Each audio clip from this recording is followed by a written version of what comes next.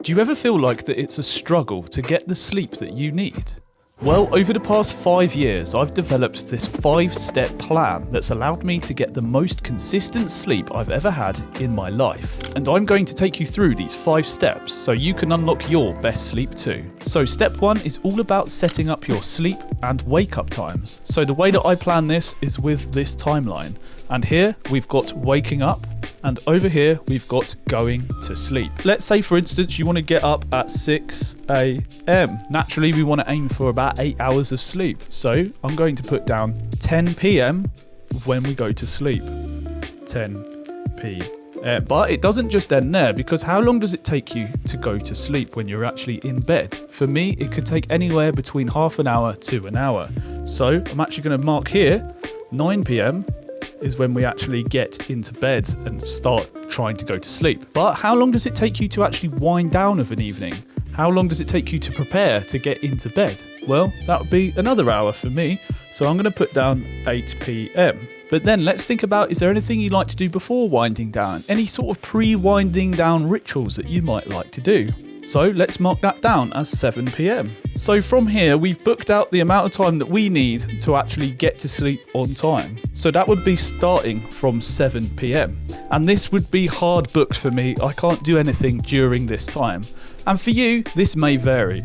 It might take you 10 minutes to fall asleep. In that case, you amend this and you say 9:50 you actually get into bed. It might take you not long at all to wind down to go to sleep. So then you can actually adjust this.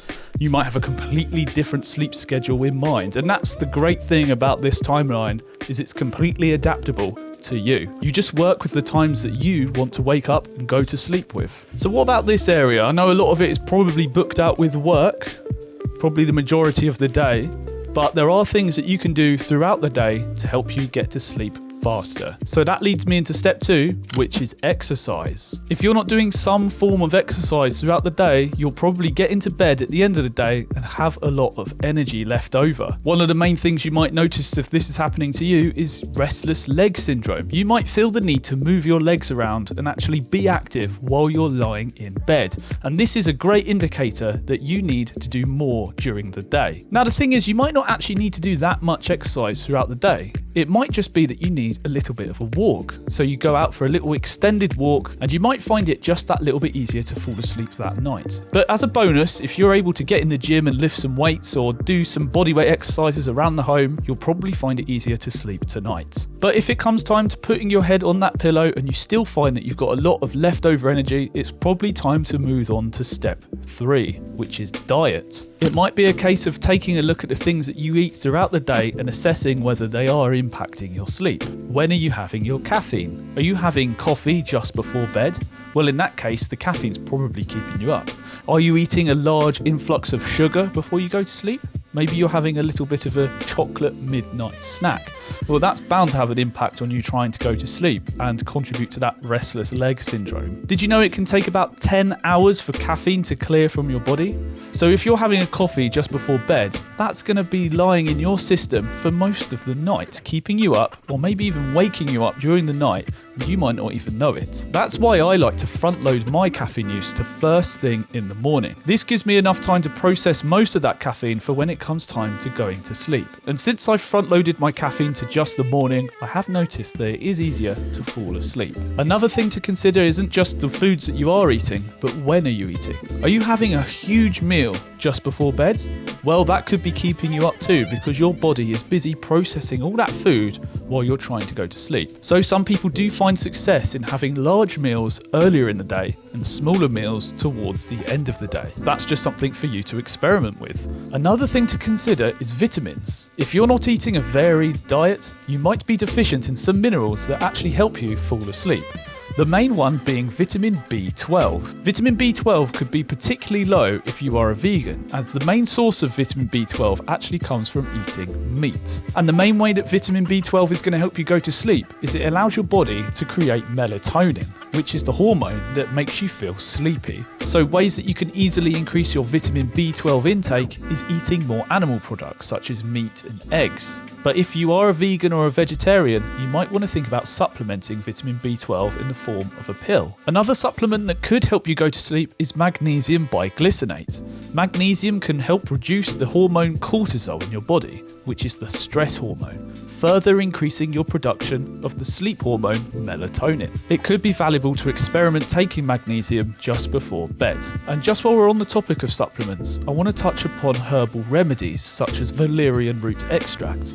I've never personally found any of these herbal remedies to be effective in the slightest, but it might be worth you experimenting with them yourself. So that brings us on to step 4, which is working on your worries. If you're putting your head down on the pillow and you're finding that your brain is not stopping and you're worrying about things, it might be time to start writing them down. And the way that I like to do this is either on a notepad or on my phone just next to my bed. So if I'm thinking about something and I can't get it out of my head, I've found the best way to get it out is just to write it down. So you just make a list of your worries, and then you just write them down, and then hopefully you've extracted that worry onto paper and you can forget about it for the night. You can always come back and look at it in the morning to see if it really was worth worrying about. Another way to help tackle worrying at night is to allow yourself time to worry during the day. If you have a bit of quiet time or a bit of downtime that you can use, just sit there in quiet and don't use any electronics or social media, and just think and allow your brain to work at a million miles per hour and think about everything now before it gets to nighttime.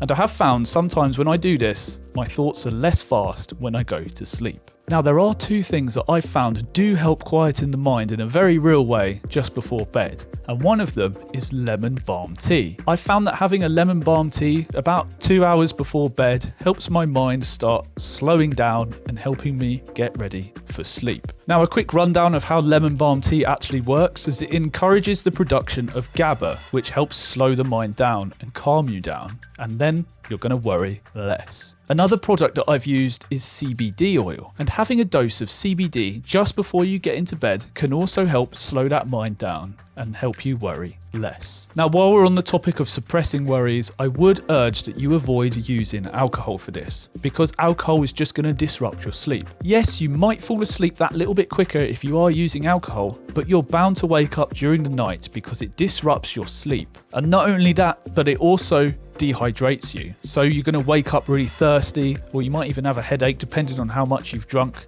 and that's not going to lead to a very good sleep. And so we've arrived at step 5, sleep hygiene. So sleep hygiene can become quite an extensive topic, but I'll make it simple for you. Keep your bedroom dark and slightly cold, and try not to look at any electronics while you're in bed. There are some tools that can help along the way, such as an eye mask to block out any extra light, using earplugs if you're sensitive to the sound around you, and having that notepad in case you want to write down any of those worrying thoughts. And another thing I like to use is a desk fan, because it produces a nice monotone sound that makes me feel drowsy and also helps cool the room down just that little bit more. And one thing that can really contribute to your sleep hygiene actually works in the morning, and that's seeing the first moment of sunlight as you just wake up. This can help solidify your sleep pattern and can help you feel that little bit extra more sleepy when it comes to bedtime. So now that we've gone over the 5 steps, it's time to stick to the plan. It can take a little while for your body to adapt to a new routine if this is all new to you. So the first 3 or so nights might be quite tough to fall asleep,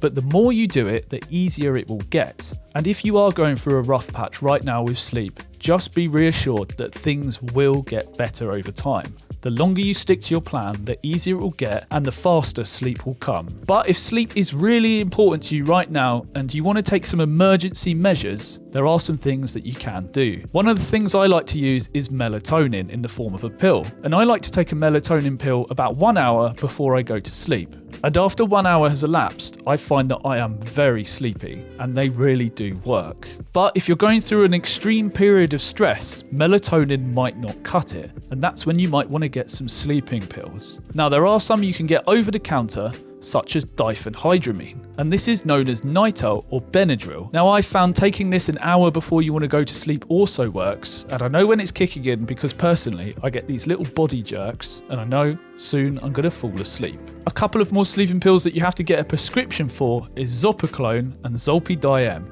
and these sleeping pills also work pretty fast. but these are quite heavy duty. Now, I only really suggest going down this route if you really feel like you're at the ends of your wits and you really just need one good night's sleep to set you on the right path. And with all these countermeasures, I wouldn't suggest that you use them long term, just in short bursts for setting you on the right path for hitting your sleep routine. So there is one final step to helping you get better sleep, and that's setting up your routine in further detail. And if you want to learn more on how you can do this, then click this video that's popped up now, where I'm going to go into all the details of how to plan your daily routine to help you get the best sleep possible. I'll see you there.